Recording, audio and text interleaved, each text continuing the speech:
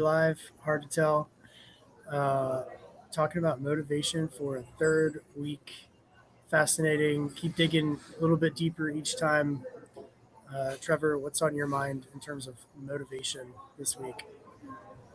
Oh well, we've talked a lot about kind of the individual aspects of it, and small amounts of how we get to the point in motivation that we are. But what about the far end of the scale when your motivation's gone, right? And you hit that burnout aspect. That would be an interesting one, I think, to dig into this time and kind of figure out what is burnout, what contributes to burnout, all those sorts of things, and whether it's a individual level of burnout or organizational burnout. Is it, how do they contribute to each? Yeah, that's an appropriate topic, I think, in the holidays as the people are running around trying to get ready for trips and do their jobs and do all the holiday stuff. It's easy to get demotivated, de energized, and maybe burned out. I'm curious, how do you define burnout? Yeah, for me, I think like burnout is just that mental and physical just exhaustion, right? You've got nothing left in the tank. You can't get yourself motivated, and you're even at the point where your personal and professional life are starting to feel that toll. You're not as effective at either aspect of it. And it's that completely drained feeling that you've got. Yeah, I agree with that. And I think most people think of burnout as that lack of energy, that just like the bottom of the barrel of energy. But I also think there's some aspect of caring. And I like to me when the difference between being really tired, because we all get really tired, and maybe not being motivated, we all get not motivated. But when you're just not motivated, you don't care about things that you should care about. That to me is when burnout starts. There's this kind of like, I don't really care. Not like, gosh, I wish I had the energy, but I just can't do it. But like, I really don't have any more F's to give at this point. Yeah, and so I Technical like terms there.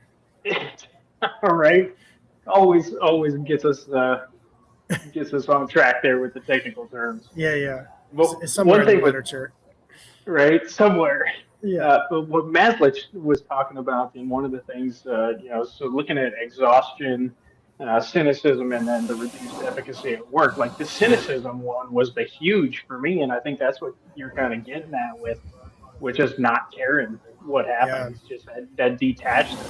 And it's really, not only is it bad for you, but I mean, the organization, like when you don't care what your customers or what the other stakeholders are feeling as a result of you having burnout or the organization having burnout, like that is an absolute recipe for disaster. So cynicism was one of the big ones that the research was absolutely key in my mind. yeah. I think that's key.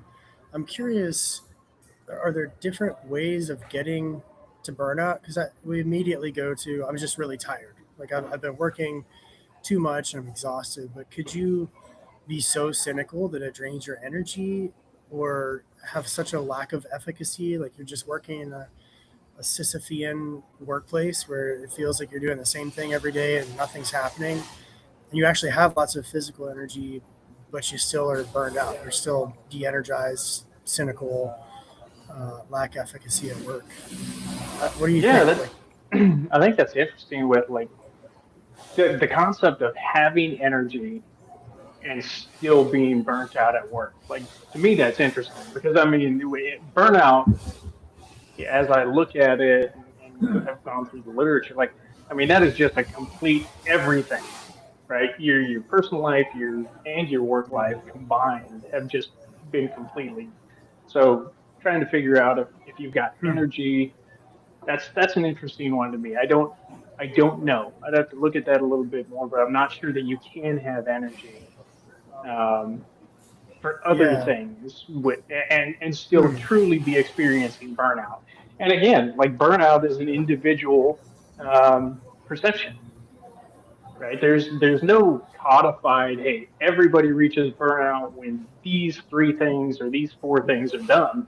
It's your perception, every individual's perception of where they are in that process, but it is categorized the same way, I would say. And like I think what it gets back to is when you just have a consistent failure of either the hygiene factors or friction points or whatever you want to call it, like we've been talking about in the past several podcasts. Um, if you're just fighting those things constantly, like that's going to burn you out. Like, and if every day you're sitting there going, "All right, here we go again," it's time Yeah. to deal with that crappy computer system that I got, and you're not fulfilling your energy and motivational needs outside. Like if you leave work and you're burnt out, and then you go home and you get even more burnt out because you're not getting enjoyment from some of the stuff that you're doing at home, like that again, recipe for disaster. But if you can kind of modulate it, you're draining yourself a little bit at work, but you've got other things um, on the outside. You got a hobby that fulfills and recharges you. You can get into that flow state, like we were talking about with mountain biking and those sorts of things. Like you can negate it and kind of push it off for a little while. Um, but yeah, Yeah. that's what do you think? Well, I have a relevant example, probably. My, my last tour in the Navy was on an aircraft carrier that was in the yards, and I was assistant air operations. Obviously, we weren't flying anything, we were in the yards, and there's just no job for me. And so there wasn't, I mean, there were long hours, but I wasn't doing anything. Literally, I would sit there, I would go work out for a couple hours, I would drag lunch out as far as I could before I'd get yelled at. Like I went in not like that. I went in like, yeah, is there anything I can do? Like collateral duties. Like I don't feel like I'm doing anything here. There just wasn't. That we were overstaffed. Like for air operations. I eventually volunteered to deploy on a different carrier, and that's how bad it was. Like I was like, please just deploy me. Um, and there was certainly like I was in Washington State. I was in a veritable playground. I was climbing mountains and skiing. I loved that, but there was no aspect of the energy created by climbing and going out and being on Mount Rainier for the weekend.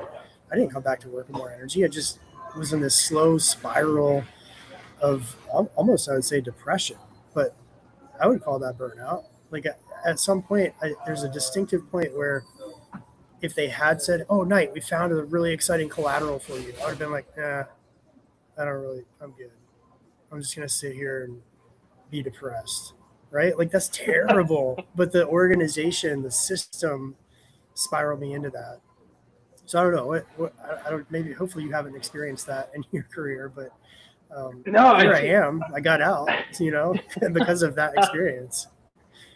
yeah, and I think maybe I'm a little bit more of a glutton for punishment because spending wrapping up my full 27 total years here dealing with the military experience.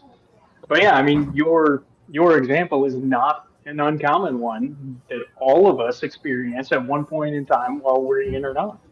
Um, and it seems like it's just pervasive through the organization, and you're going to get to that point where you feel that the system is, whether it's, I don't want to say necessarily stacked against you, but it's definitely not built in a way that makes your job easy and fun and rewarding all the time. It seems like there's a lot of those friction points that you just have to put your head down and chug through, Yeah, but to actually get to those times that are good. um, and it goes back to that purpose, meaning, values, those sorts of things. Like I found myself a lot of times just having to revert back and truly focus on that alignment of, all right, what am I doing and what is it contributing to, and finding those positive things when you are in that environment. Just because it's the nature of the beast. And I'm wondering, I keep going back, and it's, when you have a behemoth of an organization like that has so much structure, so many rules, like just about any organization, there's a reason that Tide has to write, "Don't eat the Tide Pods." Right? There's a reason they have to do that, is because somebody did it at some point in time. Right? So with the government and with military in general, somebody did something stupid at one point in time. Therefore, we created a rule so that we don't have to deal with that again. We don't have to, whether it was an injury or an aircraft, a ship, something like that was lost or damaged. And then now, because of those instances, we had just this gigantic bureaucratic beast and policies and rules, and they're just kind of self-defeating. They're going through right now the process of relooking the acquisitions within the Department of War, simply because there's been so many rules that have been thrown on top of it. And again, with the people in the acquisitions career field, they are absolutely beating their heads against the wall for the last 20 years as more and more of this has piled on. And they just get disenfranchised. And I would say there's probably quite a few of them out there that feel burned out. Yeah. So the relationship that's interesting to me is the size of the organization with the amount of burnout that the organization feels. I'm curious about that one. What do you think? Well, I don't know if it's the size. I think it's the values. And there's this lightning bolt moment of clarity. I was listening to General Ben Dempsey speak to the Brigade of Midshipmen as a company officer there.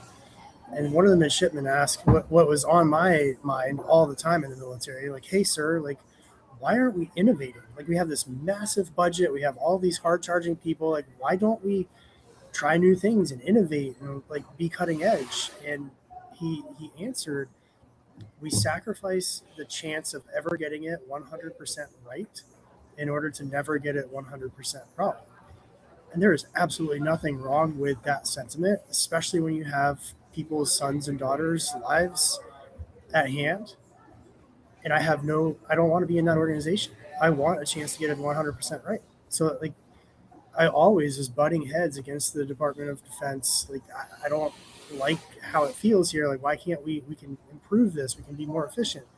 And they just didn't care. Like, this bureaucratic tape keeps people safe because it works, and we're not going to try to be cutting edge. So I think it has a lot to do with values match, whether you burn out or not. Yeah, that's one of the biggest things I think. Looking through and kind of getting ready for all the previous podcasts on this one, and just the research in general, is the importance of that value alignment. No matter what you do, if the value alignment is not there with the work that you're doing, you're eventually going to have burn. I mean, it's inevitable. Um, it's just how much time it's going to take you to get there. And organizations, they can try and reduce friction as much as possible. You can have the easiest job, but if there's not that skill challenge balance that's there, you're just bored, right? You're Yeah. bored. You're Or disenfranchised. yeah, Go ahead. disenfranchised. Disenfranchised is the right word. Like, bored is one thing. But I had a friend who was hired by Nike years ago, and he went and they're like, yeah, we don't have a job for you. We'll figure it out in the next couple of months. Like, that's easy to get disenfranchised right there. Like, what am I doing here? Oh Even when you're yeah, getting paid well. So it's not just the DoD thing. I'm not trying to rag on the DoD. It's that organizational design. But I want to bring another example that's maybe illustrative in a different direction. As a mountain guide, my wife is a orthopedic surgeon. Like, medical is classic for this.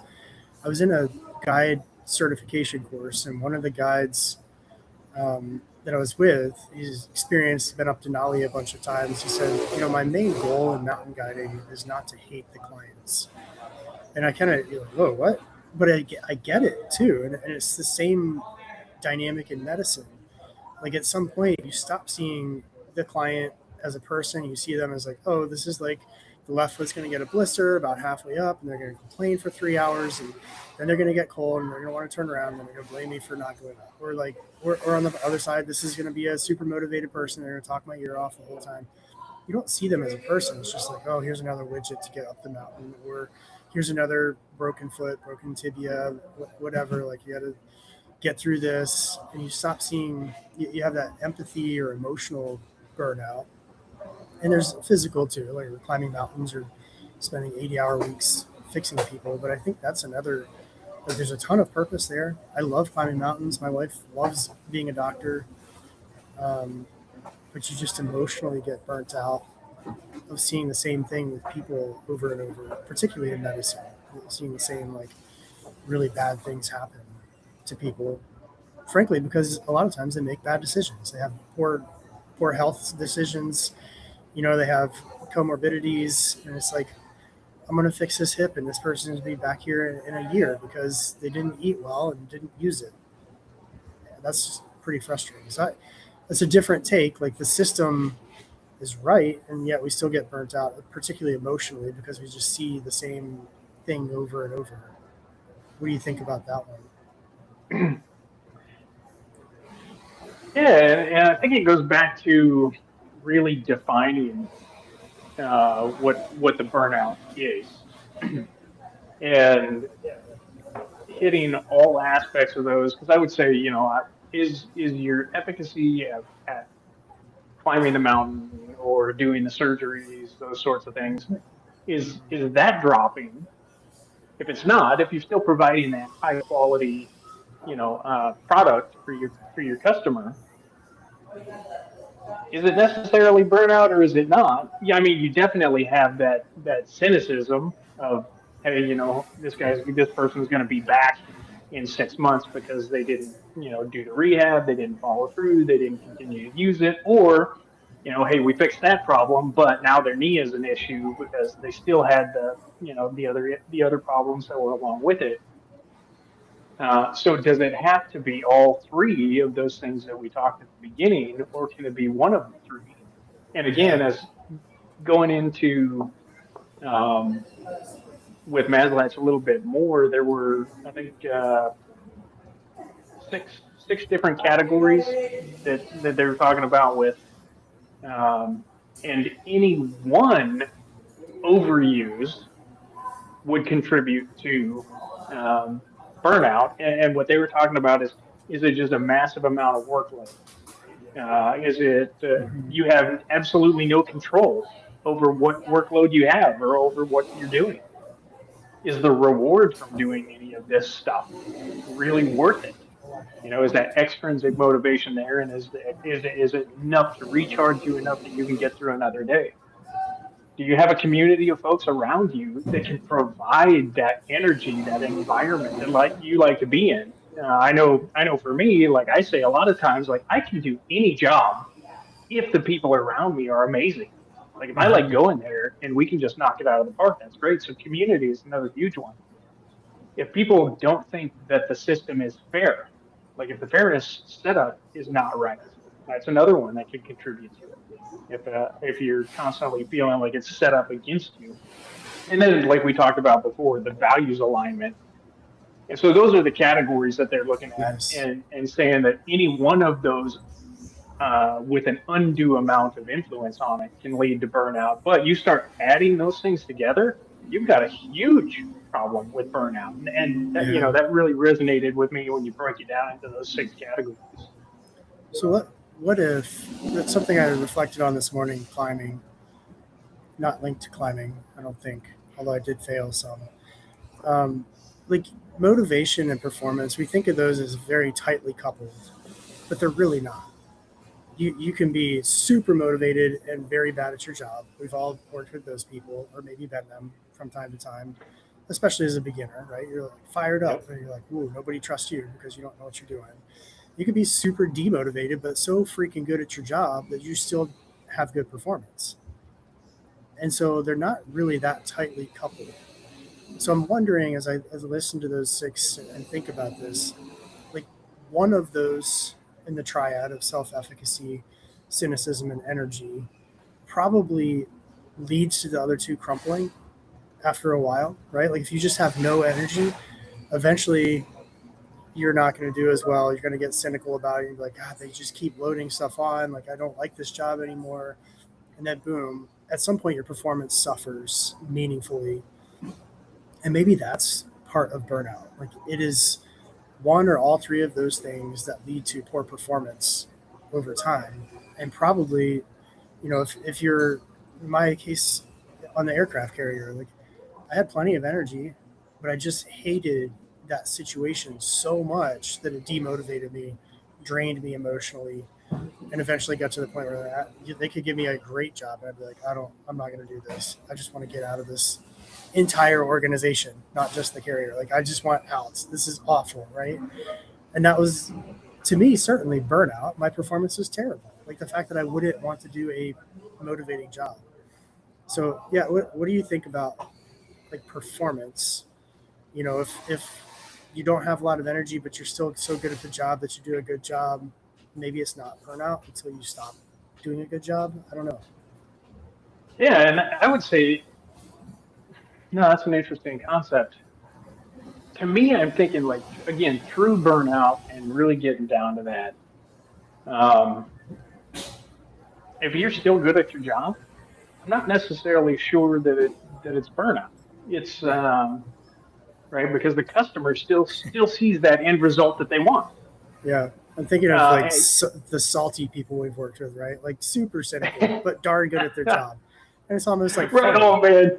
Yeah, exactly. Yeah. Like I can remember this one. I had one of the guys when I was back in DC at the headquarters, and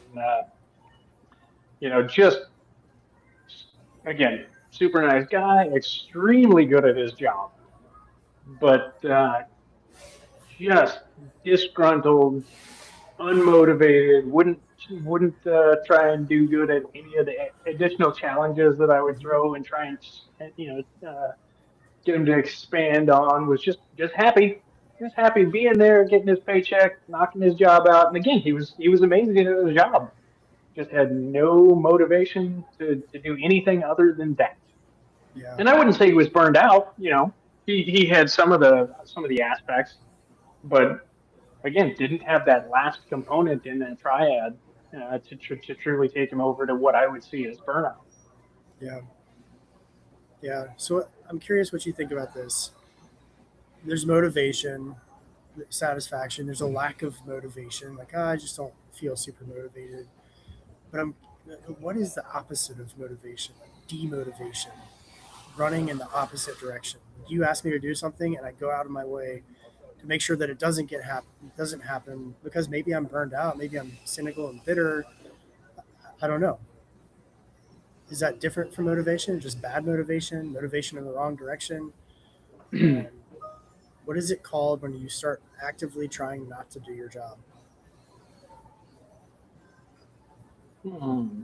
Yeah, I don't know that I would call it demotivation. Like Yeah. that would be like sabotage, right? Yeah. Because Yeah. you're actually working against whatever it is that somebody else is. Like you get so cynical, whether maybe you've got an organization or you've got a boss that espouses one thing in public and does something completely different that makes your job just absolutely miserable or the experience, and you get to the point where instead of, in theory, you would vote with your feet at that point in time and you would find a different organization to be a part of. But maybe because it's job security or there's other benefits to where you're at, instead of doing that voting with your feet, you start to sabotage the organization in hopes that maybe that person goes away. I'm not sure that you would qualify. Yeah, I'm not sure the correlation to motivate. Like, it's definitely not demotivation because Yeah. you're probably actually motivated to go and do that sabotage, that incorrect thing, the thing you shouldn't be doing. You're motivated to go and do that. So I'm not Hmm. sure exactly what it would be called in that aspect. Because you're changing the direction. Like if you think of motivation as a vector, a direction and a force, like you just shifted that vector to a different direction, so you're motivated in a different way. Yeah, and that, I really like that vector, right? You have like the constraints are pushing this way, and the motivation is pushing this way, and whichever one has more velocity, I guess we'll call it, for a vector behind it, you win. It wins, and you move in that direction.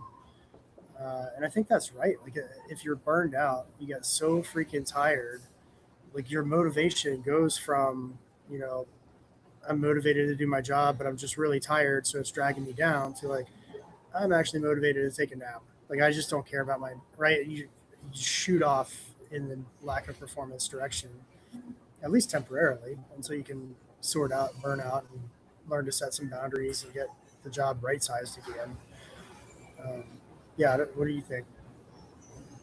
Yeah, like as you were doing your demonstration, right? So it's opposing forces, but then eventually it starts to change. Like, and you'll probably bounce back and forth. Sometimes you'll be here, sometimes you'll be here, until the forces acting against you are mitigated, or your values. You see a different, because like, I mean, we'll be honest, throughout your career, or every job that you get put in, your motivation will ebb and flow, and it'll be, depending on your experience, what you've learned. The person that you are 6 months after you take a job is different than the person you were the day that you took the job. And then 2 years, if you're still there 2 or 3 years later, 5 years later, you're going to be a different person because of those experiences. And that's all going to contribute and shape your values. Maybe you have an epiphany, and your purpose and everything else starts to shift as well. So something that was um, a challenge, and something that could have been contributing to burnout in the future, or like we talked about before, was an or an extrinsically motivated Mm, job and task, is now changed, and it's intrinsically motivated because you see a different value and purpose alignment for yourself. yeah. What do you think about that? Well, you said epiphany, and I had one. And like, if someone watches this, without sound, they'd be like, "What the heck?" But I was thinking of it more linear, right? Like back and forth. But when you went like that, it looks like I'm picking my nose. Um, you're motivated in all kinds of different directions. Like, yes, you're motivated to do the mission of the organization, but also to get a promotion, also to get home in time to take care of the kids, so that your spouse doesn't have to do everything. Also to take care of yourself. Like there are all these different motivations. So it's really like this 3D almost, and all these different constraints, right? Like pushing in all sorts of different directions, which brings me to alignment. We talk about strategic and cultural alignment quite a bit, but motivational alignment maybe is something we should talk about too. Like, are you aligning people's motivations? Are you saying like, hey, if we can do this mission on time and well, you get to go home and spend time with your kids too? Like, you can snap those into alignment, instead of like, I want to do the mission, but I also want to go home, and they're tearing me in two different directions. That's a fascinating idea. Oh yeah, and it's an interesting concept, and I have to laugh about it, because you and anybody else that was in the military that is listening to the podcast here is going to get a chuckle out of this one. But how many times did you hear, when you have to stay late, right? When you have to stay late to get the job done, how many times did you hear, "Hey, we train to standard, not to time"? And then when you trained to standard, but you got it your entire workday done in 4 hours, Nope. you did not get to take that extra 4 hours to go home. You got it filled with menial tasks or whatever, right? So everybody that has been in the military or associated with it can chuckle at that one. Yeah. Um, jobs that actually reward performance, and it's not a, hey, you're here to punch a clock 40 hours a week. I'm curious, now that we're talking about it, what does the motivation level of their employees look like compared to a job that actually has a, hey, your butt's got to be in a seat for 40 hours, versus these are the tasks that you need to get done. This is the objective for the week or for whatever. Once you get that done, the rest of your time is on you. Yeah. I'm curious to see both of those models put next to each other. Number one, there's lots of interesting factors that go into it. The type of individual that self-selects into those organizations, probably a different type of individual. Somebody that values job security and not necessarily creativity and performance is going to be the 40-hour in a seat, Or whereas just somebody that, predictability, right? Yeah. yeah, And there's nothing wrong. Like I say with General Dempsey's comment, like the DoD's been around for a long time. It's a great organization. It's just personality and values alignment. yeah, absolutely. And like I said, that was the big thing, that looking through all of this and having our discussions over the past few weeks, like purpose and values. Like once you find that correct alignment for you, and again, within an organization, it's going to be very hard, and especially a large organization. That was my comment earlier about large organization versus small organization. The larger you are, I would say, the harder it's going to be in order to get your entire team motivated behind a single direction that you're going versus a smaller team. Because again, the types of people that self-select into those various roles are going to be wanting different things. On a big organization, you're going to have a mix of people that want security, predictability. You're going to also have people that love the idea of the organization and they want to contribute to taking it in a different direction.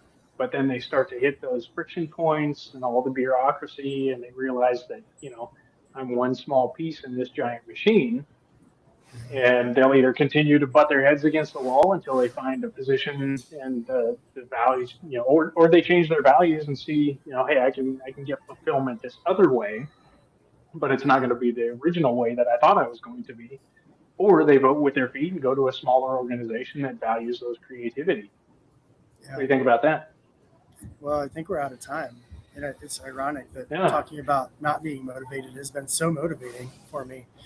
Um, I'm curious, a takeaway that you think is practical for me. This idea of burnout isn't like this thing that slowly happens on all three of parts of that triad. It's typically, I think this is right, like one of those things is missing, and it leads to the other two crumbling. So you don't have enough energy, which leads to poor performance, which makes you cynical and feel like you don't have efficacy, or you don't have efficacy and you're just sitting at work, which makes you cynical, which then drains your emotional energy.